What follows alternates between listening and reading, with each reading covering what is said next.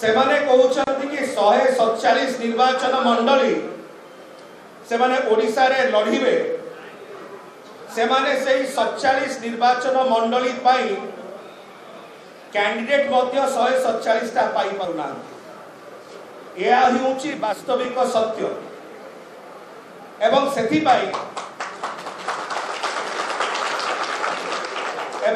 पाई एते दिन हे गला 21 टी लोकसभा निर्वाचन मंडली रो सेमानकर कैंडिडेट लिस्ट अनाउंस हे गला किंतु अभी पर्यंत ओडिसा रो भारतीय जनता पार्टी गोटिए मध्य विधानसभा कैंडिडेट रो ना अनाउंस करि पारि नै घोषणा करि पारि नै एटाई होतो ओडिसा रो भारतीय जनता पार्टी जेहेतु ए ओडिसा रो भारतीय जनता पार्टी रो पाखरे 147 निर्वाचन मंडली पाई कैंडिडेट भी नाहंती सेतिबाई से माने ए प्रकार व्यक्ति मानो को नेकरी कैंडिडेट करूचंती किंबा करिया को चाहुचंती जो माने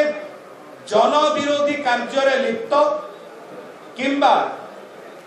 आपराधिक कार्य रे लिप्त रहितिबार यथेष्ट नजीर रहिछि